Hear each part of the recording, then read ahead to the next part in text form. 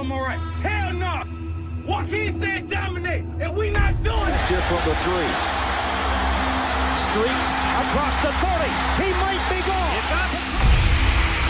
Gaston to the right. Oh, They got blockers. They got blockers. They've got a lane. Into the end zone. Touchdown, Miami. Darrell Langham with the grab. Stars intercepted. Look out. Trajan Bandy, the true freshman.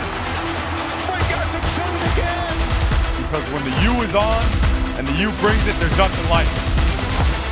We got to get there. And it's going to take everybody. What's up, Canes fam? Welcome back to another episode of the Miami Knights podcast. Another Victory Monday for this podcast, for this family at the University of Miami. 5-0. We beat the Noles. We're state champs. We're number 2 in the country. We're the best team in the world, baby. Come on. How are we feeling? Back-to-back state champs. That's right. And like resounding. As pure of a state champ as you could ever be. Like the Played undisputed. everybody. The only school we didn't play is UCF, and I think we would know how that would go. But back-to-back state champs, you could tell it means something to Mario too. Like he specifically addressed it. And I'm just gonna start off with his post-game presser. Is that all right? Or just right on the field. Play that recording. Oh yeah. How's everyone doing? How's everyone's day? Jeez, just getting right to it. Someone wants to go to bed. Right here. About one thing and one thing only. The University of Miami Hurricanes getting better each and every week. We've gotten better. We've got a long way to go. We're 1-0 and we're state champs. Thank you. State champs. That's why I bring that up. Made sure Special. to look into the camera while he was walking away and reiterate state champs. Man, Beautiful thing. So we're doing good over here. I think he pounded the table again in his once he actually got into the press room after the game too. Yeah. The infamous the trajectory of this program versus the trajectory of the other programs. Yeah. Bang. Listen, that man is locked in. He is. We are seeing a different side of Mario Cristobal. It's interesting. We talked about this earlier this season. How Mario Cristobal has changed over the years while he's been here at Miami. Year one, he was just not very animated on the sidelines. Was very stoic one way or another. I think he knew exactly what he was working with. He didn't have high expectations. Now that's changed. So even in victory, this man is relentless in his pursuit for perfection. It's a beautiful thing. Beautiful thing. All right. Well, guys, I mean, we beat the Noles. We're going to get into it. But first, how's everybody doing? How is your lives? Kurt is on week 2 of a new baby. Mm-hmm. Jimmy is on what week is it of law school? I think I just had a midterm, so we're just halfway, and the weeks blend. Okay, 8. and I'm on week God knows what of unemployment. So we're all dealing with things, and we're all tired. All right, but the fact of the matter is, last night Miami got a huge victory. Don't let anybody take anything away from the fact that we beat the Seminoles, and quite frankly, They're going through a lot over there now. We really broke their souls. But let's just take, like, the team gets us 24 hours to celebrate. We get 24 hours to celebrate this win. I mean, let's go. We beat the Noles. Come on. If we take a little longer, it's a bye week. I'm gonna be riding this high the Jimmy, whole week. it's back to work. Right. Monday, it is back to work. I'm sipping on Montauk Pumpkin Ale. It is the season. It's October. This is typically spooky season for the Canes. Mm-hmm. Some bad things can happen in October, but we got it started on the right foot. First game away, first ACC game, and it's away, and it's a rival, and you take care of business. 1-0 in the ACC. I completely forgot it was an ACC game. Yeah. If we lose that game, it's detrimental because we're losing to FSU. But even worse, is because the ACC is so tight. There is little wiggle room. Even one loss, there's potential you're not making it to Charlotte. We'll get into that, I'm sure, in this episode. But cannot underestimate an ACC win. I mean, the all the talk too of like, I know we haven't left the state of Florida yet, and I know that that's going to be the talk all week leading up into the SMU game, but to go on the road for the first time all season, you just never know how the team is going to respond once they get into that hostile environment. And Doak Campbell Stadium certainly is. Newly renovated Doak Campbell Stadium certainly is a hostile environment. And it was rocking. I mean, credit to the Seminole fans. I'm not going to act like we were shocked by that. But you just, again, you don't know how the team's going to respond. And I think that there's still, going into these games, I felt sick to my stomach before kickoff. And I was Jenna pacing. looked at me like, "Are you nervous?" Yeah. And I was like, "No, absolutely not." And she just saw right. She's like, "Yeah, you are." Yeah. As it builds up and you get there after the hype video with Ray Lewis and Jameis Winston, and it starts to sink in, like, and once they tee that ball up and kick it off, you're like, is Miami's off to a hot start. They mentioned it on the broadcast. We're a team that starts hot, Are we going to go away and you just, again, you don't know how they're going to respond in that moment. And there's probably a little bit for us that we're still, is it too good to be true or whatever? But the team was locked in from the jump. So that was huge. And I think sorry, you go ahead. No, please, Jimmy. I was just going to say, in talking about the hot start, because it has always been a thing with the Canes, but a lot of the times you don't have 3 ranked matchups to start the season. It's like most of the country. We had some cupcakes, and maybe there was one good win mixed in there, and we started off hot, but like the big gauntlet games are coming later in the year, the tough tests. Not to say there's not going to be tests. We need to stay focused. I think Herb Street said the biggest enemy of the Canes going forward is going to be just like looking in the mirror. But the fact that we've had these major tests in the beginning of the season and are 5-0 at the end of it, and have that behind us now and can look forward is just it's incredible. It feels unlike any of the other hot starts that we've had. It does. It feels different. All right, let's get into it. Let's start with the aftermath report. Kurt, you got us this week. Yep. The really had to dig deep this week, just to find anything. Week 2 has been a lot tougher than week 1. Gonna be honest. So. Hey, whatever it is, I'm just proud you didn't use AI. That's right. We don't do that on this show. No, off the cuff. Except for the show descriptions that Joe All just called me out for before this. The hosts dive into the Miami FSU game, and there's playful bantering happening. Makes me sick. They look forward to the season ahead. Yeah. All right, boys. Contrary to the early reports from the Miami Nights podcast, we had a lovely evening on Saturday in Tallahassee. The Seminoles started quick with a field goal and a quick stop on D, but Miami's new additions said, "Cool it now," as CJ Daniels and Malachi Toney came alive. Tommy Low T Castellanos couldn't keep it up as the FSU offense started to get flaccid. The dynamic duo on the ends kept the pressure up, and Castellanos drops back to pass, and he's just a little guy. The arm punt is picked off again. OJ Frederick was showing a lot of skin in the secondary, but there wasn't much else to see, as FSU could not stretch the field. The fourth quarter was Chief Osceola's last stand, but the climb came up short, as it has in Norvell's tenure.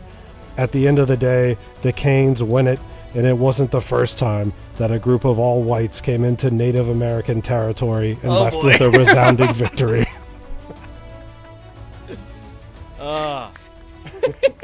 Terrific. Wow. On little sleep and quickly getting that done. Short Beautiful. And sweet. Yep. Short That and sweet. was fantastic. I'm so glad you caught on to the biker shorts that OJ Frederick had Dude. on. This man, he's got 5-inch inseam football pants. I mean, my goodness. Speaking of the all whites coming into the territory, We have to have a conversation about this Chief Osceola. Whoever is on horseback there. It may have been a white woman that was on the horse with a wig from Party City. It's like, what are we doing? This and they were out there. How did that survive 2020? I'm telling you, I can't figure it out. I think every time I watch FSU play, that's all I'm at the beginning of the game. It's all I can think about.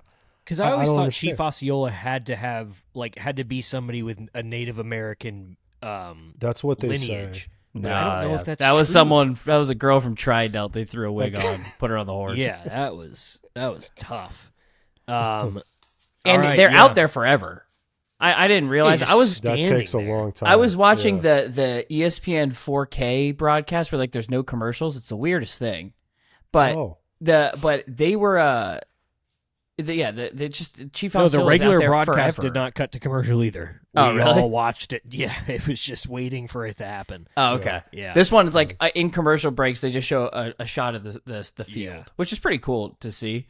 But okay, so yeah, they were showing that the whole time. Yeah, I'm like, man, this Chief Osceola stays out there forever. And then it was a very underwhelming spear. The horse of the didn't field. get up too Didn't much. get up as high. It And wasn't a big but rear. flaccid, as Kurt would say, for Yes, low T, did Tommy not get- Castellanos. The horse did not get erect, you could say. Listen, it was an electric beginning to this game. I wanted to turn the volume on my TV down so bad to just get that war chant out, but I was like, no. The fans the Miami fans that are there can't turn it down. The players can't turn it down. I'm not turning it down. So in fact, I turned it up because it's just the kind of mentality we have to have. And it made me think of in the Grinch when they don't stop singing the songs, and he goes, "They're relentless." That's all I was thinking. Like the entire time, I'm like, my God, they're never going to stop. It's like the Titanic, the captain telling the band to play while the ship goes down. That's what it felt like in the fourth quarter as they were still doing it. But we're going to get into Storm Awards. We're going to kind of dive into this game. But overall, let me just kind of get overall thoughts before we get into some specific players and moments of this game. But overall thoughts of how this game panned out. I think the fourth quarter stuff has been well documented, but we still definitely have to talk about it. It was a key piece of this game, but would love your guys' initial thoughts now that we're 24 hours later. The crazy stat was when we went down 3-0, it was the first time we had been trailing all season. We had not yet trailed. Now, given it was only 3-0, but still, you don't know. You're on the road, night game, rival, just a raucous environment. You don't know how your team's going to respond. It wasn't crazy adversity in that moment, but to just see us come out, they got it put together, good drive. Gus spent all week putting that drive together, and to only come out with 3 points, and then from there on, just absolutely dominating them up until the fourth quarter, which we'll obviously talk about. But that crowd got awfully quiet after 14-3, and it wasn't even that that's not that big of a difference. That's only 11 points, but you could just see the crowd. Like they were playing the war chant, but then they would pan to the crowd and everyone's just sitting there and not doing the chop. So yeah, seeing us respond, it was a new thing we haven't seen this year, and I loved it. Yeah, I agree. It's one of those things that we're going to have to get used to if we are going to be a top team in the country, of going on the road. It's going to be everybody. I mean, Miami's always been a big game for teams, but now it's going to be like you're getting all the student section out. I mean, this game was different, obviously, because of the rivalry, but we're going to have to get used to having these insane first quarters that you just have to survive from a emotional standpoint, from a crowd standpoint, and then just kind of let the team get in the rhythm. And that's exactly what we saw. They had that scripted drive down the field. They showed everything. I mean, Gus Malzahn, it was like just a little kid playing Madden, looking at all the fun plays he can call, and then we held him to a field goal, and we just respond, and defense steps up. We have good drives down the field, and before you know it, it's like, oh, we are in full control of this game. Crowd is dead. Yeah. I think, that's just it. It's like when you talk about the start and the response, it's the way that the first half ended. Again, you can't just you're not box score watching this. Is like it really did start out with that challenge of Florida State goes down the field. It was bend don't break. We ultimately hold them to a field goal, but it was a chip shot. They drove it all the way down to about the 5-yard line, and then Miami, we go 5 plays and punt, and Right. it was kind of one of those things like, all right, here we go, and this is going to get real, and ultimately the defense comes back out, and it quickly became like we set the tone on the defensive line. I watch these games, and I know we're going to get to the Storm Awards, but you start to watch, like, our stars are stars. This is like, it's a total team effort, but our stars are clearly the guys. I mean, Mesidor and Bain were unbelievable. And it's starting to get to a point with Ruben Bain. I feel bad. This man, he can't get on the stat sheet. Like, you have, thank God for advanced stats, because exactly. It's just a travesty. This guy is a millisecond away from making almost every play on defense. Right. And he's just absolutely full board the entire game. He doesn't stop. And he's affecting the game. The interceptions, you can chalk those up, give him like an assist on the interceptions for quarterback pressure. Right. 11 quarterback pressures Bain had. 11. Yeah. I think that was 2 or 3 times as many as Florida State had as a team. Yeah. Yeah, I think think Florida I saw State had that 4 total. 4, yeah. Yeah. He's seriously, I texted you guys during the game, but he's seriously just an inch away every single time. Mm-hmm. He is. And- yeah. Or I like think, they Kurt run said, it thank to God his for side. advanced statistics for him when it comes out to grading and the NFL draft. Like I Yep. mean, his stock went. It was hard to go higher going into this game, and it soared. And he didn't even have a sack. We talked last week about how setting the edge can it ultimately, that's what affects this lateral offense. And obviously I spent a lot of time watching Gus Malzahn's offenses being, at his time at Auburn, and it's incredible how lateral his offense is now. It's just gotten more and more. He's trying to go left to right. But our defensive ends, I mean, you even go to the 2 deep, and like Justin Scott, Marquise Lightfoot, they were both awesome. Everything misdirection, the reverse plays, they were there. Ruben Bain and Mesidor were there in the run game. They were funneling. They were just squeezing it and pushing everything back to the inside, making plays all over the field. It was the way the defense, I had to calm down last night because I had a sick feeling. It was weird. The way that the game ended, it was like, it just didn't feel as good as it should have. And I think that's what was upsetting. But looking back is like the defensive performance was special. I mean, they had nothing.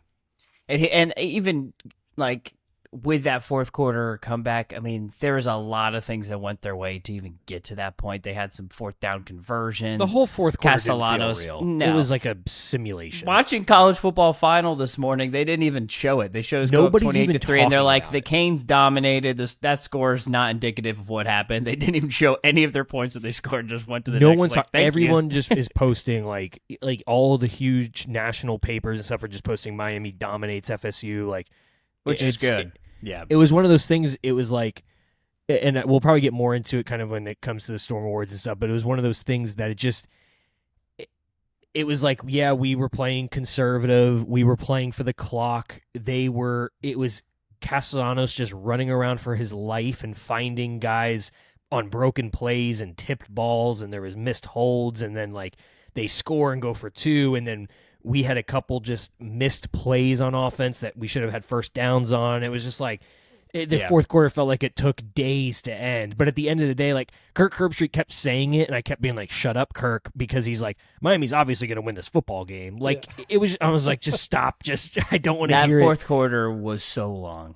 I'm like starting to think about all the tweets I've already sent. My head is spinning, but it was one of those things. It was like Miami was never going to lose that game. It was the weirdest fourth quarter, and we'll get into it kind of in the tail end of this about what it can result in and how this team responds and how it looks like they've already responded from it. But before we get into Storm Awards to dive deeper into this game, I do like Tom Lungabill from ACC Network. Ever heard of it? He said, Kurt, along with your point, great game day they put on. Jimmy, you said that rain was going to be in the forecast. You were wrong, but there was water in the forecast with Jimbo. A lot of tears to start game day there. And Castellanos post game. And Castellanos finishing the night with tears. But Jimbo, buddy, we can't. If you're going to be an analyst on a national television, you can't be crying there. What are we left doing? them for $70 million. Those are crocodile tears. I saw that after the fact, and I'm like, wow. I mean, there's just been, maybe it was one of those. There's been so much like hatred. The guy, he didn't lose an ACC game for almost 3 years, and had the undefeated season in Jameis Winston and Derwin James. I mean, he had an incredible run there in the meat of it, and the way it ended, it was just like. These guys, it's like one of those. You'd think he's never going to step foot back on campus again. Yeah. And now they want to be their both coach. sides, the fans. Yeah. Now they're calling for him to coach again. He comes back with ACC Network and he's just crying. It was like, wow. And then Eric McLean's like, I might cry. I was like, what are we doing here? Eric, let's get pull out it of here, together. But anyways, what he said, Tom Lungabill, ACC Network at Tom Lungabill on X. Actually, I have no idea what his X handle is. But he said, going along, Kurt, what you were saying about Miami, our stars, our true stars, he was saying at every position, Miami is either elite or almost elite at every single position. And it's like, I was like thinking through, I was like, yeah. Like, I can think of we know the positions that are elite, and then everything else is like, it's almost there. Like, there's no true weakness on this team and Florida State quickly saw that. Like, it was very clear the differences in talent in these two teams, regardless of emotion and what happened on the field. Like, pure talent, oh boy, we were so much better. The sequence where we went, Bryce Fitzgerald interception, and then Malachi Toney touchdown. Yeah, was peak Norvell coaching there too. Going for it on 4th and 8, the score's only 7-3, and he goes for it, doesn't get it, throws the pick. It's like touchdown. If you're thinking like, because sometimes on those plays you're like, arm punt, it doesn't matter. Yeah, it's like Bryce. I thought he was going to score at one. At towards the end of that run, it looked like he had like one guy to beat, and when he got tripped up, what was that play? It was a complete disaster. Was it on purpose to do like the fakes? I think it was something gimmicky. Look at the sideline and then clap, and do like the snap. I think so. Yeah, I was waiting for them on the broadcast. Yeah, I think Kirk. I took it that way. I took it as like they were trying to act like they weren't prepared. Right. And I just think again. If Florida State, it's reality check for Florida State fans is like, it was such a gimmicky performance. It's like, are you really like, where do you fall? I think they're still ranked. It's like, but like, where do they fall 25. in the mix? I even saw like Danny Cannell is we'll see you guys in in he said we'll see you in Charlotte. Game. I said you guys are 0-2 in the ACC. He has lost his last the 7 ACC games. If we did, we're gonna be. What are we gonna be favored by? 12 points. Absolutely. I mean, it's like it wasn't. It just was not a game where you're like, oh my God, Florida State. We were clearly the better team. I mean, it was head and shoulders. Yeah, like but Jordan they're Travis. them being a 2-loss team. They're not gonna make it at this point. I don't think you get to make it at 2 losses. Yeah. Jordan Travis was saying like it was the reason they lost was turnovers. I'm like, that's one of many reasons why you lost. Yeah. You could have not turned the ball over, and we still would have won. We're gonna talk. I mean, we're gonna talk about Miami's penalties eventually. Yeah, yeah. 13 penalties for 120 yards. Save it for tropical depression. 114 yards. Yeah. All right. Yeah, sounds like that might be Jimmy's tropical depression. All right, Storm Awards time. We will start with your Hurricane of the Week, Star Player of the Week. Order here, Jimmy. You hosted last week. Let's let Kurt go. I think first. Kurt goes first. You go second. Yeah. Sounds good. Kurt, your Hurricane of the Week. Okay. Brought to you Obviously, by FEMA. wrote down. I'll go. I'll stick with the quarterback here, and I'll go Carson Beck. Love that. Just what an awesome performance. I feel like at this point, Carson Beck is your Heisman front runner. We'll see. It feels to me like he's going to be what you're looking for in the Heisman Trophy, if you're thinking of it more diplomatically, is a strong start to the season and then ultimately maintaining and sort of not coasting, but you use the end of the year to kind of ride it out. And the way our schedule sets up, he's got 3 huge wins where he's played absolutely fantastically. He's protected the ball. I think he had the funky interceptions in the USF game, a couple of bad decisions in the UF game, but he still leads the conference in completion percentage. He certainly didn't hurt that this week by his outstanding performance against Florida State. I mean, the guy, he was unbelievable. 20 of 27 is where he finished at, with an 89.1 QBR. His deep balls were He was beautiful. so accurate down the field. Obviously could have had 5 touchdowns. Maybe, yeah, that penalty just was kind of a kick in the nuts. But he was just outstanding. And it's very obvious he knows what he's looking at when the ball is snapped, because every time he takes a shot downfield, there's never a safety. He just doesn't throw an interceptable ball, and which it is was what awesome. everyone He was tried so warning good. us about with him. That's right. Yeah. That's right. Yeah, his ability to read coverage before the snap, pick up blitzes, even the stuff that we were doing under center, he just looks so comfortable. Like, he really looks like a professional quarterback, and it's exactly what we needed with this offense this year. Could not be happier with Carson Beck, and I agree, yeah, Heisman watch is fully on right now. Yeah, and it was the first game, even though, yeah, my forecast was incorrect. It was the first game that we didn't have a dry or a wet ball. And so I think we could see him just like be able to throw without, being limited by the weather at all. And it was easily his best game that he looked throwing the ball. I mean, we needed it, didn't we? Like we Yeah, didn't they were run the ball. all they that were well. they were solely focused on stopping the run. They were going to make Carson Beck beat them, and beat them he did. So that was great. All right, I'm up. Hurricane of the week. All right. This was an easy week, but I feel like we keep saying the same people, but we have the same stars every single week, and it's got to be baby Jesus, Malachi Toney. I mean, my God. 7 catches for 107 yards. Should have been 8 receptions, like Kurt said. For that probably would have added at least like 50 on that. 2 tutties, would have been 3 on the day if that one gets called back, or that one doesn't get called back. I mean, he showed an extra gear to him that I hadn't seen yet.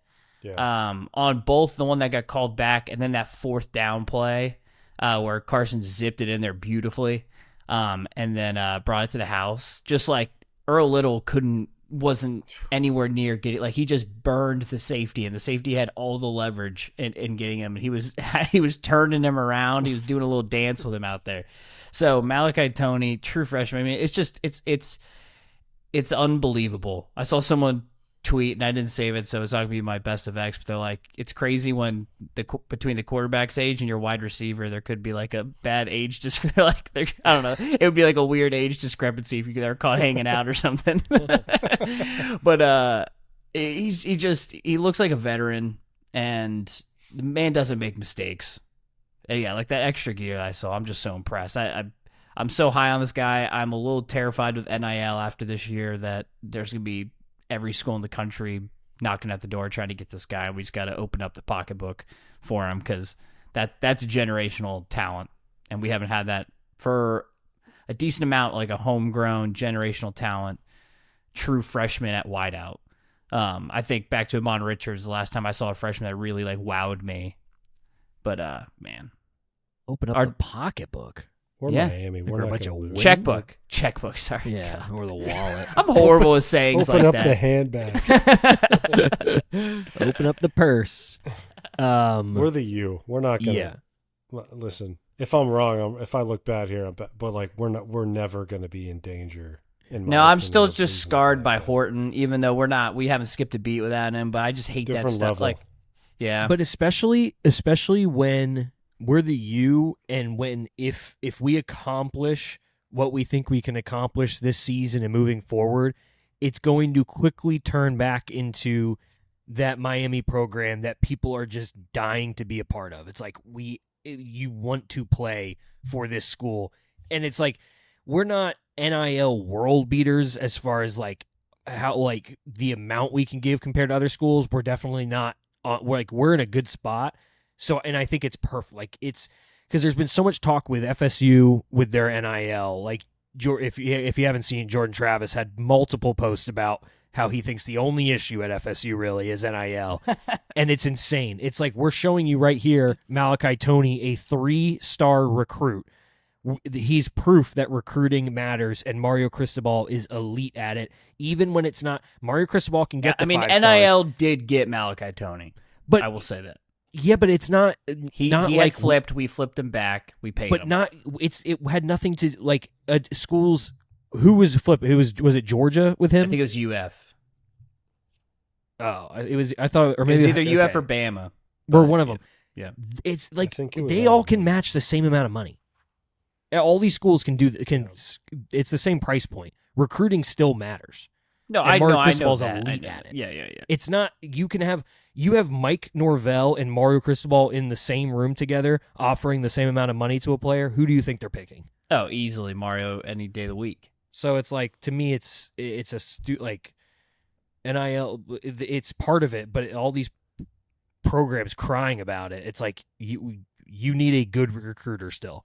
The Recruiting best still thing matters. The best thing I've seen from people, I don't know if Jordan Travis specifically said this, but from FSU fans is like they basically been like reasoning. They're like, guys, it's not the coaches, like it's not their fault. They're doing their best. Like we just don't have the guys out there. And they're like, well, whose fault is that? It's year 6. Is year 6. The masterclass that Mike Norvell has done with tricking the fan base that it's okay that he's in a rebuild in year 6 it's truly impressive. But he's got people making excuses for him.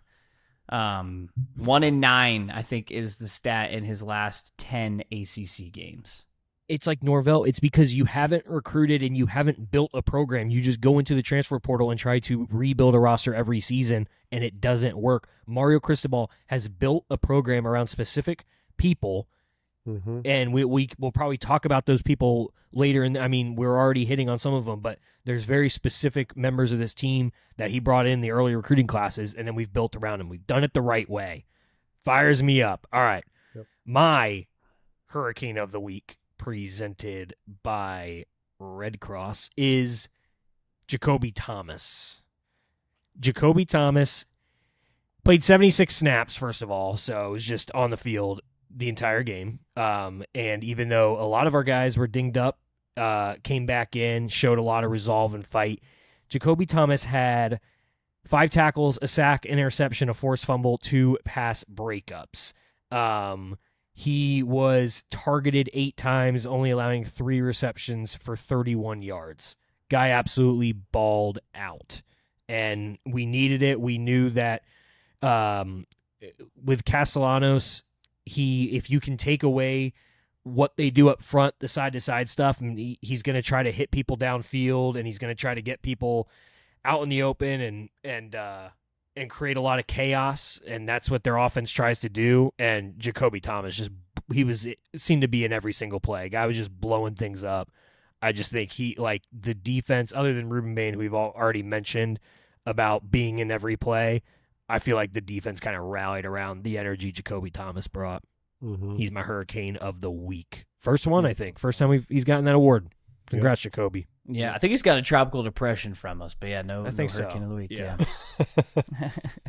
We should be keeping a stat line. Yeah. Good. All right, tropical depression time then. Who you got, Kurt? Tropical storm first? Oh yeah, Tropical storm. Yes. Yeah. Jacoby Thomas got tropical depression, Jimmy? No, I meant storm. You meant storm. I made the same I mistake. knew you meant storm. Tropical storm. Because for my storm, I'm going to go with the other safety and shout out a fellow Auburn man, Keontae Scott. Yeah. He's been unbelievable this all season. I think he's been worthy of some mentioning. But what an awesome game. Again, both Keontae Scott and Jacoby Thomas, the way that they tackled in the open field and ran the alleys against Gus Malzahn's offense, and it was truly, I mean, these guys, they brought the energy from the back end. And not only that, though, they were making tackles. They kept the game in front of them. We did not get beat over top one time. Yeah. I mean, Florida State had nothing down the field. That's what they kind of live by when they do throw it. It is. No, that's what Gus is always trying to set something up. And it's funny. Gus looks ridiculous when the defense stays disciplined, because what he tries all game to set up ultimately is never there. So you're like, why does he continue to run this stupid play behind the line of scrimmage 5 times? It's the third and fourth quarter. He's trying to go long.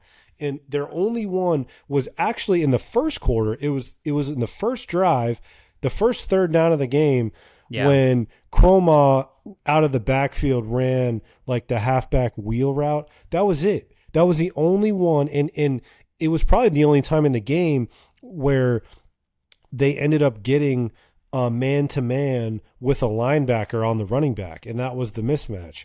But the rest of the game, it was like an aggressive umbrella defense is the only way I can describe. But those guys have to be coached so well by Corey Heatherman to keep everything in front of you. But it's like they see the ball and they attack the ball, and that it was unbelievable. So I'm glad both safeties getting a shout out, and they were awesome. Yeah. They were outstanding. Yeah, shout out to Gus for that triple reverse down 25 in the fourth quarter. That got absolutely snuffed out. That's tough. Gosh. I loved it. There was one clip we stuffed out something like that. Yeah, exactly. We'll try it. Yeah, I think it was after that. It was one of them where it was this crazy play, none of it worked, and they just pan over to him, and he's like, look at all serious, looks confused, peering over his glasses. And then finally in the fourth quarter, it was Castellanos. You're just gonna get the snap, run around for your life, and find somebody. And it started working, to their credit. He would be a good slot receiver. Yeah. Oh, yeah, dude. Defense was absolutely gassed by that. They were out there a lot. Yeah. So my tropical storm of the week, I'm going to go a little bit of an underdog here. We've got our normal names. I'm going to go with Alex Bowman. Oh, yeah. So only 3 catches for 18 yards, but 2 of those catches were huge moments. One was a third down, and I believe one was a fourth down. Sure-handed, looks big out there. I think he had a kind of a slow start to the year, so to be able to make those plays in that situation, especially that fourth down catch, that was big time. Kept the drive alive, and I forget that was one of the drives we scored where he had that fourth down catch. So Alex Bowman, good game. The third son. one was like that wicked. It was probably Carson Beck's most scary throw to me of the game. We were in the red zone. They're inside the 10, and he caught it on the 5-yard line, off the guy's helmet. Did not need to throw it. It was like first down. First and goal. Yeah. That's a good one. Yeah, I was like, where's this guy been? He looked like a completely different player than he did against Florida. Yeah. I thought he was going to be actually. I thought him and Lofton were going to be another great tight end duo because he was really good at Tulane. Yeah. But even like he wasn't blocking very well. I completely agree with Jimmy, like wholeheartedly. He hasn't been that great this season, and you can't box score watch his stat line. His 3 catches were as impactful as it gets. Yeah. I'm gonna go. I mean, no one has said Ruben Bain. We're not gonna go Ruben Bain because you got to switch it up. So, but I'm staying on the line, and we could flip with these guys every single game and going to Akeem Mesidor. I mean, if you look at Akeem Mesidor's stat line compared to Ruben Bain's, it's just slightly different. Like, he played every snap as well. 76 snaps as a defensive lineman it's unbelievable. Shout out to our strength and conditioning coach. Who do we even have one? Who is it? It's like I think it's like spread out between a couple guys now. Because we had to bring in someone like very last second. I gave the strength staff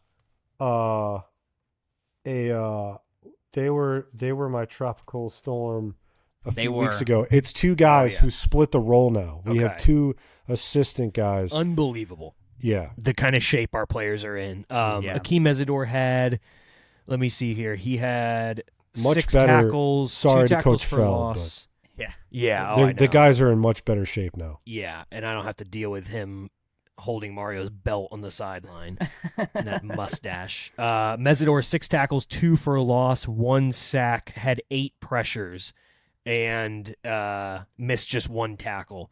Guy was an absolute beast. Unfortunately for him, every single game the broadcasters are going to be talking primarily about Ruben Bain. But I mean, Mesidor is going to do great things here, and then in the NFL, guy's been an absolute beast. He's making himself some money right now. He's actually the one. He leads the country in pass block win rate, or at least was going into this week. Yeah. Ruben Bain is not. It's actually Akeem Mesidor. Beautiful. Love it. We got Gosh, 2 our great defensive line is good. Yeah. Yeah, and then to throw, like, when you put Lightfoot in there, when they come when any of them come out and you have Lightfoot come in, he's in the backfield every time. Justin Scott is starting to look good. Yeah. He made a big He's play. much better than last year. Like, he looks like he's rounding out and fitting into his body. Discipline on this team is unbelievable. Yeah. When Moten went out and Scott came in and made that one play where basically he contained Tommy Castellanos, that was big. And Moten came back in, right? I think Moten was all right. Yeah, he came back in. I think and all of our Poyser injuries came back in. Yeah. Okay, now those are the 2 good awards. Now it is time for Tropical Depression. Tropical Depression brought to you by the people that they didn't get any help. Jeez. All right. Forgotten about. You know what calmed me down from my you're going through again, it a I little bit told in you there. Yeah. I was pretty upset last night. I really was. And I think what finally clicked, like what calmed me down, was when I was thinking about the tropical depression, I was honestly like, I don't know if there's a single player, like, I don't know what to do about this. And I ultimately landed on, and I feel comfortable where I landed, but I think in general, I just, there wasn't, the fourth quarter was just weird. But anyways, I'm going to give it to. That's a good point. Wait, yeah. I don't want to spoil your tropical depression, but it's a good point you just made because I'm thinking about it now too. It's like, as far as players go, there's nothing like that whole fourth quarter. Like, no one did anything wrong. Nothing. We did not turn the ball over. Yeah. Okay? The penalties, that was the egregious thing. But like, there just wasn't like, it's just, there wasn't a fumble or a missed block. Did Carson Beck? It's not like we couldn't get a first down, but we weren't getting sacked. Right. We didn't lose yardage. It was just like trying to work weird. clock, but also throw the ball. There was the not kicking at the end. People had opinions on that. I was actually okay with them going for it. Yeah. And that was a great play by Florida State's defensive end. And if Carson Beck had a little bit more composure, that's another one. When you were talking about Malachi Tony's stat line, what it could have been, he would have been able to skip in. He'd have gained at least 20 yards, but I think we were looking at another touchdown there as well. But, Sorry, go ahead. Yeah. So where I ultimately landed is the onside kick unit, the hands team, if you will, that for some reason, the only guy I will omit from this is the only guy who I don't know why he was out there, and it's Wesley Bissainthe, because he was the only guy that had a brain and hands to be able to prevent that from being a disaster both times. It was, I get what Florida State's doing. The spinning ball is like, it's difficult. It was terribly executed. Neither of those kicks had any chance of going 10 yards. Yeah. The hands team should have pointed at the ball and laughed. All 11 guys should have been laughing and walking to the sideline and ignoring the football. Yeah. But it was, I mean, we had receivers who were losing their head. CJ Daniels I love the guy to death. He was outstanding. I don't know what he was doing.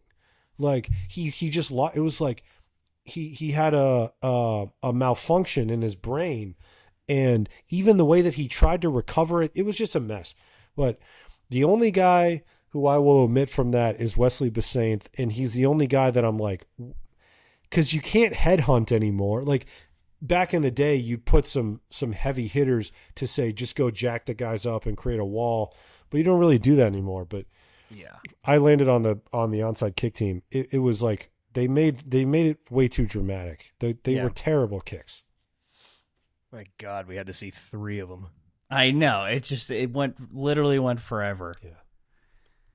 All right, mine's the other obvious one, but it's just got to be. We kind of just talked about it, but the penalties. It's just, if we're going to beat teams that are going to be in the teams that are college football playoff teams, we cannot have penalties that can be backbreaking to drives. And we made up for it, and it didn't hurt us as much in this game. But this game's even more of a blowout than it was if we don't have a lot of these just stupid penalties. We have Marion negating an entire touchdown for us. Personal fouls, Blay basically gang tackling while they're like 4 steps out of bounds. That was so dumb. Just stupid penalties that I will say targeting. I still don't believe it's targeting. That I don't know how you say that guy's defenseless if he is catching the punt. If he's catching the punt, he can then run. Why is the guy ejected, Jimmy? Yeah. No, that's stupid. But so 13 penalties for 114 yards. I mean, the beautiful thing is you still beat your rival on the road with 13 penalties for 114 yards. That's kind of 80s-esque maybe of this Miami team. But it's just it's got to be tightened up. The offensive line, false starts cannot be happening. Bain had a couple. There was some lazy penalties that we had, and I didn't like to see it. So I didn't like when Bain jumped off sides and didn't try to get back. Because the offensive tackle didn't move at first, but he was so mad. He kind of walked into him. Yeah. Oh, he's a hothead, but it works in our favor most of the time. My tropical depression. There's really we basically took all of them. I'm going to say, and I'm saying this knowing full well that this is a very annoying thing for the winning team to complain about, but I'm going to do it. My tropical depression is the referees. Hey, I'll admit, it started on that first drive, probably pass interference on Miami in the end zone. It is what it is. Would not have changed anything. Yeah, it's good hands. Good hands.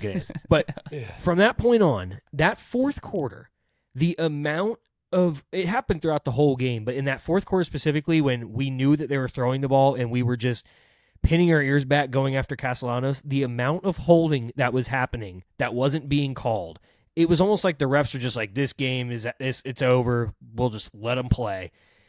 The amount of holding that was going on called was crazy. And then the clear intentional grounding from Castellanos in the end zone, just chucking it out of bounds in the pocket, nobody around, and it goes uncalled. Yeah. Like, those are just, and then you get any of those calls and the fourth quarter doesn't turn into what we saw happen. And so it was just very frustrating for me. Like that targeting call, I guess the defenseless part I don't understand. I don't understand. You can return the kick. How are you defenseless? I mean, we have to go to a flagrant 1, flagrant 2 model here. It's getting out of hand. And yeah, I think I'm going to give it to the referees. And I know we're the winning team, and that's annoying to do, I'm sure, for FSU fans to hear that the winning team's still complaining about the refs, but that's what we're going to do because they were bad. They've been bad. I actually, on the 2-point conversion, did you guys, when they showed the replay, did he, that it wasn't face mask? It wasn't. I thought he grabbed his shoulder. Yeah. And Herbstreit was like obvious face and he kind of stopped. Yeah. But they were just like, again, I fully believe that the broadcasters and the officials were just like, the game is over, and they kind of checked out. They did. When Blay committed that personal foul penalty and he threw Castellanos, I think it was Castellanos, but he threw the player back into Holly Rowe and Michael Irvin. Yeah. And it was just he was already being tackled by one Miami player, I forget who it was, and then Blay just like decides he wants to pile on in. Yeah. And I kind of it was Basainth who was making and Basainth turned to the referee and he was like, it just was like, maybe it was a moment, but anyways, the ESPN broadcast was like, Holly Rose started talking about the WNBA, and she was like, you guys almost got me killed. It just became like this sideshow. Michael Irvin just jumped in and took the microphone, and I'm like, that was really, I was just like, ESPN's putting the kibosh on us. Like they're trying to jinx this whole thing. Joe mentioned Herbstreit was openly saying the game was over. Yes. He said it 10 times that the game was over. He's and then all of a sudden win this game. And all of a sudden, Fowler's like, oh, man. But Fowler's like, oh, FSU's making us watch, making it a little interesting. I'm like, guys, we're up by 6. Sweating. Yeah. I'm like, they're an onside kick from getting the ball back with a chance to win. But again, but they weren't. Like, they were, but they weren't. Yeah. So it was the weirdest fourth quarter of all time. The 20 play 96-yard drive was just, I mean, it 3 just fourth got down to a conversions. point where you're just like, are Norvell and Gus like, all right, I don't know what they were talking about. Like, they're just going to keep taking what they're like at that point in the game. You're just like, oh, we'll just take what they give us. Okay. Which we did. Like, at the end of the day, they fell exactly into what we were trying to do, was get them to work all the clock in the world. And it worked. Like, they just ran out of time.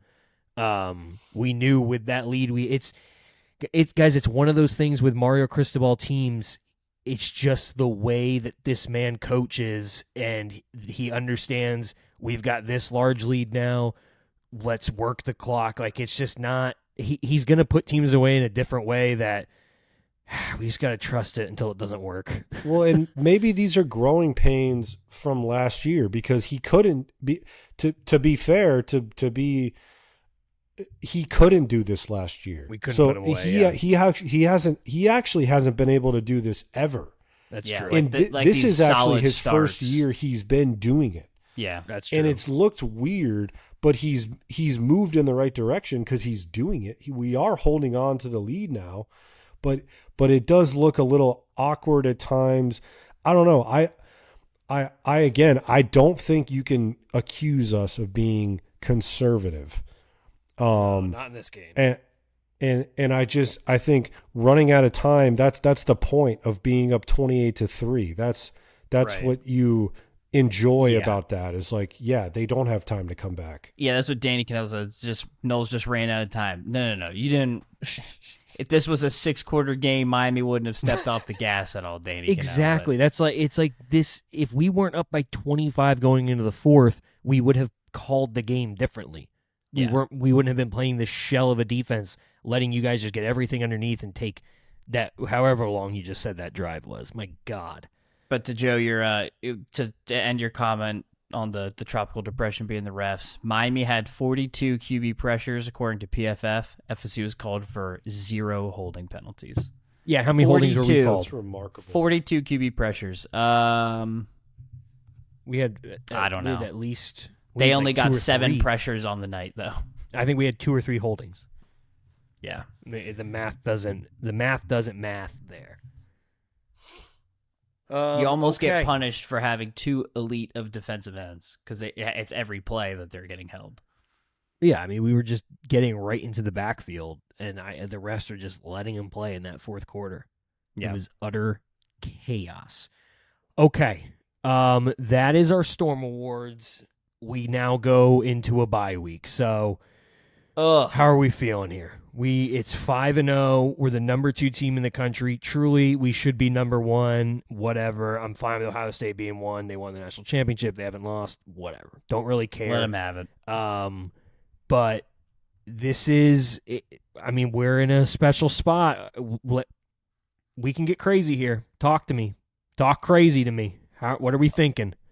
I mean, I still, like I've been saying the past few weeks, I think we're the best team in the country. And I see very little weaknesses, health permitting, on this team. The sky's the limit. I actually, like in years past, I'm like, maybe we could backdoor our way into like a playoff run. But like, I'm expecting that this year. Anything less than that is a disappointment from what I've seen this first 5 weeks. I mean, we have 3 ranked wins. They kept FSU ranked. They're ranked 25 right now. The best resume in the there were country. some Knowles actually happy about that. They're like, oh, at least we're still 25. I'm like, you guys have no shame. There's just zero shame up in Tallahassee. Yeah. The Florida win looks better.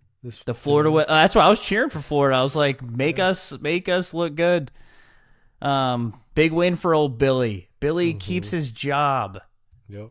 Probably. He pulls one of these out of his butt every single year, and that's why I bet on them, because there's always one of them with Billy. But that makes our win look better. USF continues to win. Their only loss against us, finally they put them back to the top 25.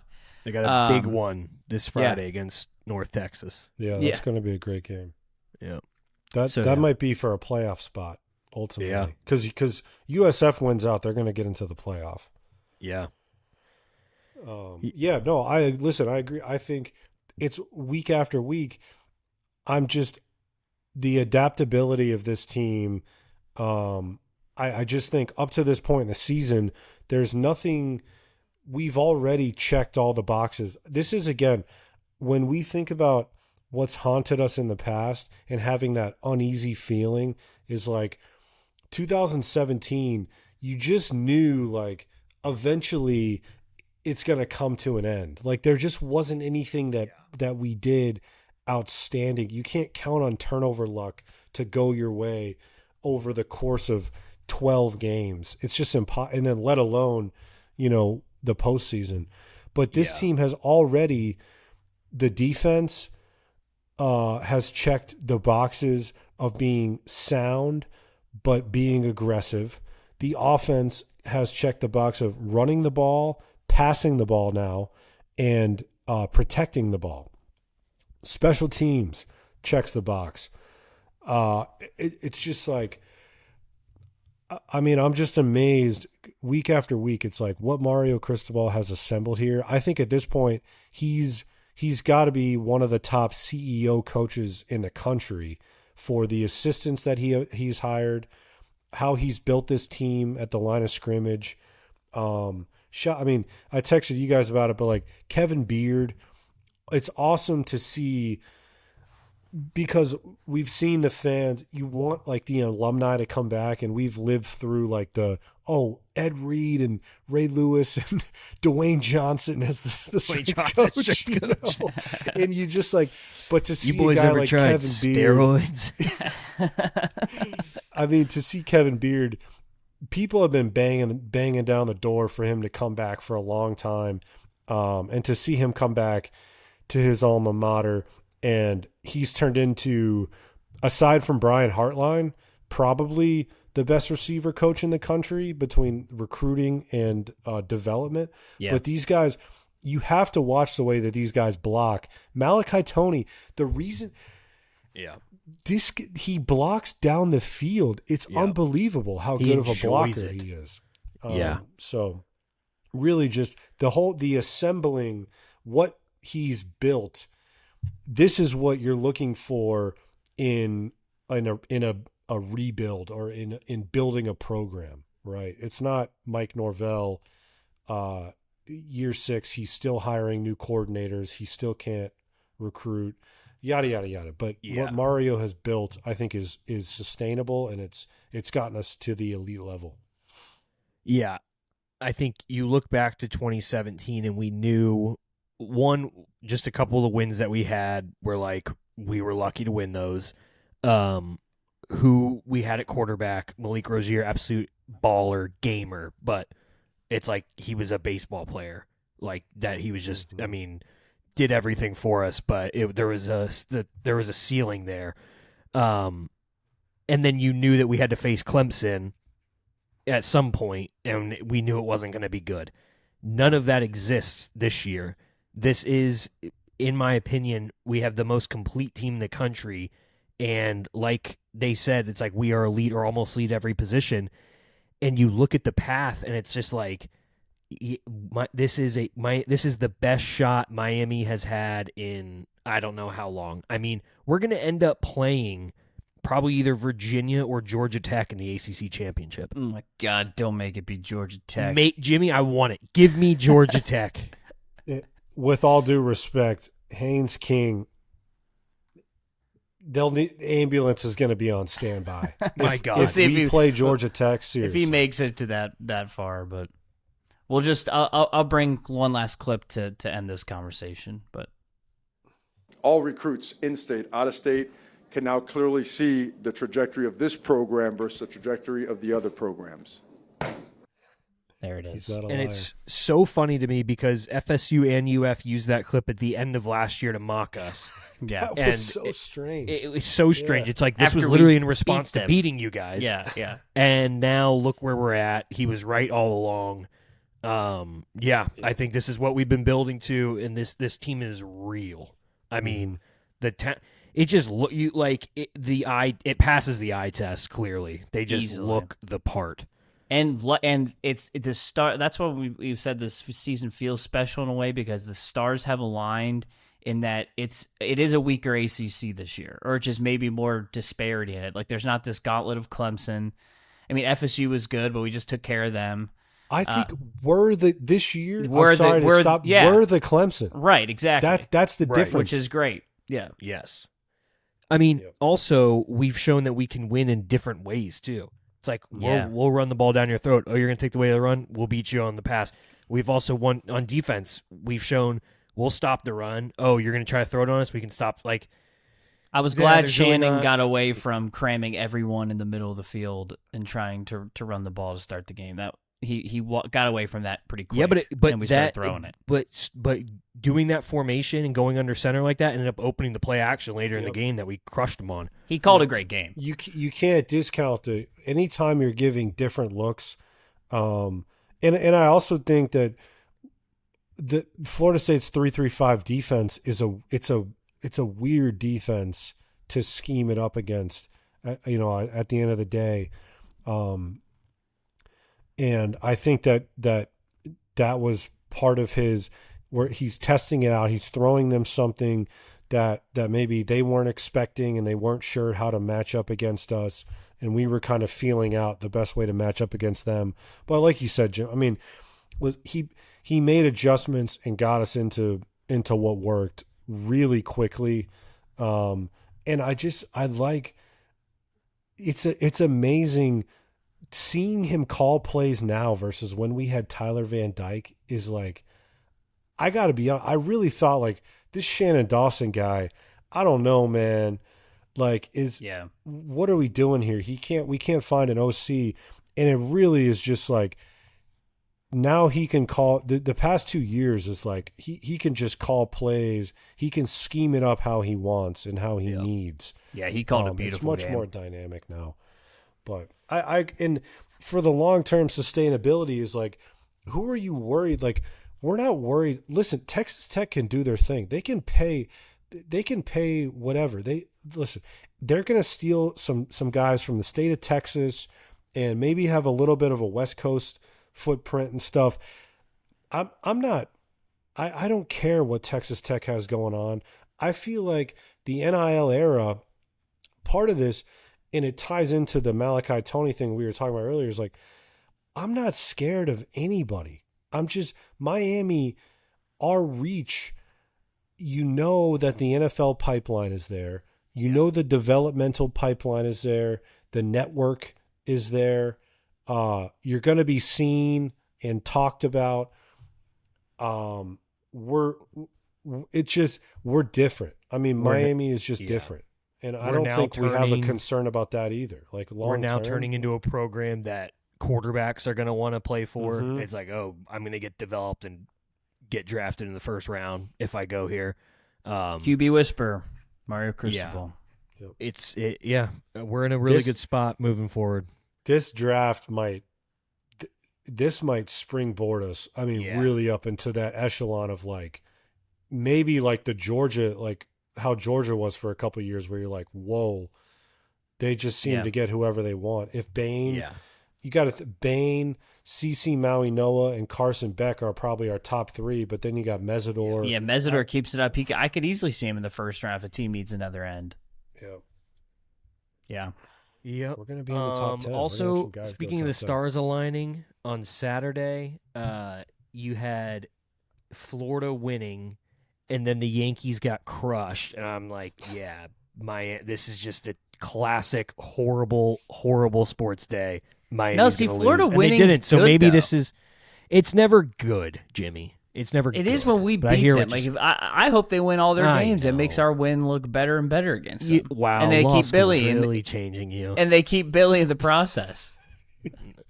I mean, that's my opinion. I hope FSU loses one more and then they keep winning, so they could just be upset that they lost to us.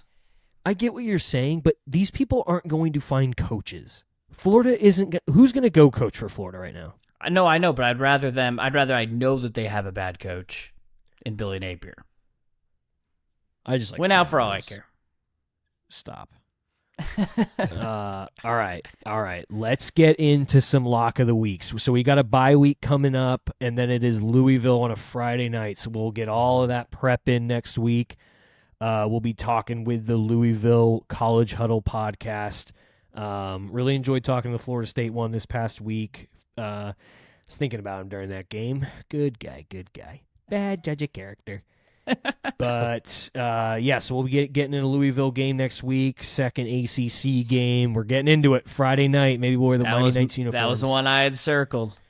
That's my 11-1 right you there. You did pick us to lose that game. It's going to be a tough one, but they lost a overtime thriller to Virginia on Friday or on Saturday. I mean, and the fact that it's home makes it better. But we'll obviously get into it next week. 175. Just seeing Moss on the back of his jersey to me makes no sense. Also, Kurt is big on the height of players, I've realized. Kurt loves making fun of the short guys. Yeah. Now that Mario's filled us out, and we got Markel Bell and Yeah. He also had a great game, Markel Bell. He's game. Definitely, I mean, that's talk a about guy a lot of protection from that side. I've come around. You know what? I think he's been bad. I got to be honest. I have not been a Markel Bell fan, but he's been great this season. He's much improved. Yeah. And my God, is he large? He's humongous. Is he 6'9", 340? Yeah. Yeah.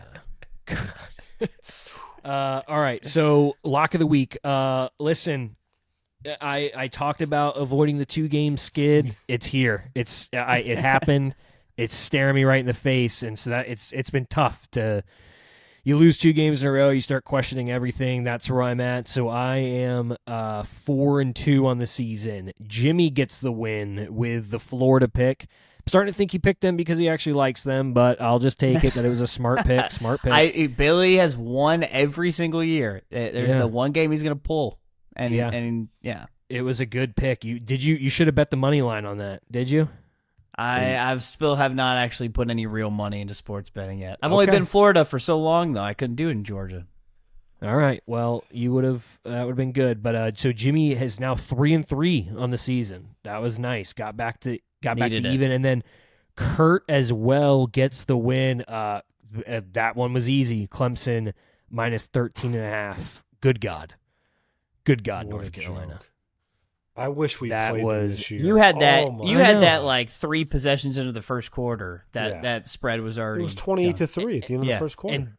And Dabo called off the dogs. They had a walk-in quarterback come in early, so it should have been way worse. So Kurt moves to 3-3 as well. So I only have a 1-game lead here. You guys are back in it. Good wins. And boy, I will. Or Jimmy, you start us off this week. Or no, you got us. The honors? I'll take it. You got the honors. The tea is yours. There's a lot of interesting numbers out there this week, but I'm looking at the Bama-Missouri game. Bama's favored by 3.5, a nooner at Missouri, but only 3.5. Like, Bama has looked like a much different team since that first week against Florida State. Missouri, their best win is 29-20 against South Carolina. They've played Central Arkansas, Kansas, Louisiana, South Carolina, and UMass. Those have been the games that they've played. So I'm very skeptical about Missouri, even though it's at Missouri, but it's a noon game, so I'm not even going to think the crowd's going to be all that much of a factor. I'm going to go with the Tide here. Give me that 3.5. Minus 3.5, you said? Yep. Mm-hmm. Okay. Kurt, what do we got? I'm on deck. I'm going against Michigan again this week. I'm going against Michigan on the road again this week, I should say. I'm going to take USC here. I'll take the Trojans at 1.5, hosting the Michigan Wolverines. I'm just going to continue to sort of pick on Sharon Moore and Bryce Underwood. Freshman quarterback on the road. I know that the Coliseum isn't necessarily the most hostile environment in the world, but it's a lot of travel. I think Maeva, actually USC's quarterback, has been pretty good this year. Lincoln Riley's got that team starting to trend in the right direction. It's really like Michigan doesn't impress me that much. I think Bryce Underwood is talented, but still a true freshman, and I'm not a Sharon Moore fan. I would hate to be a Michigan fan. I feel like you're just in a spot where it's like, this guy got the job, and he seems like nice, and he's energetic, but like I just think they're kind of screwed because like they're not. He seems like a guy that's like, it's gonna be hard to fire him and get off of him. And they've got the sanctions excuse. I just think they're in a weird spot. And I like USC to win this one. Okay, yeah. Sharon Moore, he doesn't know how to use Bryce Underwood. Like, they looked the best when it was, what's the guy? Biff? Who's the...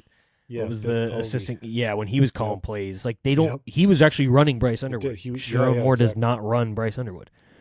Okay. Yeah, so like I said, after a 2-game skid, you kind of look yourself in the mirror and try to figure out what's your identity. And I don't know what my identity is. And so I'm digging deep here. I've got Northwestern. They are getting 20.5 points at Penn State. We all know the story about Penn State this weekend, losing to UCLA. Penn State's they're 0-4. They're done. UCLA. 0-4 UCLA. They're done. It's over. I don't know how they get up for a game like Northwestern. Northwestern they played Oregon tough a little bit, first 2.5 quarters. Northwestern beat UCLA. Northwestern's got a chance. They got Penn State on the ropes here. Northwestern's got a chance to do something. I just think they keep it close. I don't see Penn State blowing out anybody. They haven't gone up on even the worst teams this year. All their games have been close and bad and low scoring and just gross. So I got Northwestern. I think they cover 20.5. It's a big number. Is that James? Oh, yeah, you're just talking about covering. If he loses that, you got to fire James. Oh, Franklin, yeah, huh? he's done if they lose that. No, I don't think Northwestern wins this game, but I think they keep it. I don't think they get blown out. That's a gutsy pick for trying to get back on a winning streak. Trying to find something, Jimmy. My pick last week was bad. Virginia Tech's terrible. They are very bad. They gave us a spark. They had the orange classic. out. Yeah, it's the classic. I thought they'd your be coach got riding fired. Your next game. I mean, we saw the miracle on Halloween night at Duke with Miami after Golden got fired. But it's just it runs out. Game. Yeah. All right. Let's close with a little best of X. Lot happened on X this week.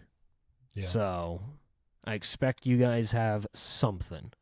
It was a crazy week on social media. There was so much trash talk. It really felt like the old days of this Miami FSU game going into it. And it was fun to join in a little bit of it. Not gonna lie, but in that fourth you quarter, got to. I was like, We've good put God, up with so do much. I have some bookmarks that people could pull. I'll start us off. Okay. In line with what I've been talking about with Billy Napier, but this is from Astute Alligator. It says Billy Napier, whenever the season is over and all hope is lost. And it's a picture of Nick Saban. Yeah. He's going to do whatever he did against LSU last year. They're highly ranked, and everyone's like, oh, Billy's figuring it out. Extend Billy. Yeah. I still hope they lose. Every game ever. I found this guy at Doc Staples was really something else last night in his coping. But he quote tweeted a guy, Knowles Jr. fan, and the guy said, problem is we got to have a line. I think the next guy up is a better QB. Having said that, not a fan of how our QBs throw. He quoted it and said, this is nonsense. FSU's lines, the offensive and defensive lines, were no worse than a stalemate against Miami tonight. They didn't lose this game at the line of scrimmage. They lost it everywhere else. And 42 QB pressures. This FSU guy responded to him, and that's exactly where I was going, is 42 pressures. Ruben Bain had 11 on his own. Florida State had 7 as a team. Carson Beck had all day to throw. I think when he got pressured, I'd be curious to see, like, he had a couple scrambles, that maybe were included in the pressures. But the Great Wall of Mirabal was on display last night. And again, if Florida State didn't have a mobile quarterback, the guy would have had to get scraped off the field because we were in the backfield every play. Yeah. So I just got a kick out of that. Yep, that is good. Mine is Gabby. Is it Arudia? Is that how you I say don't his know, name? but Gabby, yeah. Gabby Arudia on X says, Earl Little Jr. was a freshman at Alabama when Malachi Toney got the Plantation American Heritage as a freshman in high school. And now he is trying to tackle him with his back turned. So you grow up fast in this league. And picture. Yeah, Malachi Toney is absolutely balling on people that are way older than him and have gotten way more hype than he has. And our freshmen are balling. Recruiting still matters, Mikey. You can't go into the portal and just fix your team. Yeah. Look at all of the people, not all of them, but a lot of the names that we've been talking about and that balled out were Miami grown, Miami recruits, Miami guys. Try it sometime. Yeah. State champs. State champs back to back. And you know what? Kurt mentioned something, or he sent a text earlier to us about the response of this team, and that They're upset. Yeah, like this. Yeah, they won, but there's a lot bigger goals ahead. So it's I'm sure it feels good for everybody to beat FSU. Mario was obviously enjoying it, but like this. Did you guys see Ruben Bain sitting on the bench after the game last night? No, he does it like every Ruben game. Bain is unwell. Yeah. He is very scary. He only sees red. It's clear this team has bigger goals. And it's beating FSU is just another. It's an ACC win. It's another game. I know everyone's going to enjoy it, but it's like we can do something special this season. I don't think it's Friday night 1-0. It's not underrated either to think about. And I still like. I don't know if this is like a Dan Radakovich masterpiece or who concocted the schedule that we have, but the fact that we went. Florida bye week, Florida State bye week is like those physical in-state rivalries where you're locked in, and we started to see some guys in the secondary get banged up, and it just looked like guys were tired. To be able to have a bye week going into Louisville, which is going to be a Friday night game, you know, it's not going to be on a short week. And it's not going to be they're going to have our full attention. The ACC is going to have our full attention as we get into the meat of our conference schedule now. So I don't think you can understate how awesome that is. That's worked out for us. Yeah, when I was originally looking at the schedule and I saw I liked the bye week before Florida State. I originally did not like the bye week then immediately following. I love it now. It's like after winning, and it was – our guys are absolutely gassed, and I would not want to play on a short week this week, and now we don't have to. We can get right, and then we get to go ahead and head back to Hard Rock on Friday night. By the way, Hard Rock's louder than Doak. When it's really rocking, I mean, come on. Those FSU fans quieted early. I mean, you would get tired of just doing that same chant the whole time. The band plays it after every single play. They don't even give their fans a chance to like actually scream, and it's like, nope, got to do the chant. You want to cheer? Nope, chant. Big time. Our team even got into another explosive touchdown pass. I'm surprised he didn't get any awards.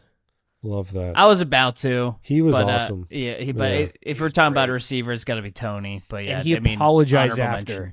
He said that his emotions got the best of him. He needs to play it more cool than that. Like, this team is just Mario didn't like it. Yeah, but Mario's like, but he's not going to like do anything about it in the sidelines. But it's just the mentality he's instilled in this team is like, we're not gonna pick fights. Think about how many Florida State was trying to throw some punches and trying to like pick fights. We haven't had a single punch thrown the whole season or anything like that. I mean, my God. All we did was throw punches. Jacoby would have like 7 at this point in the season. Yeah. So it's different. Let's keep it going. 1-0, as Coach says. State champs. Let's enjoy this. There's for podcasts, there's just no audio. Go Kings.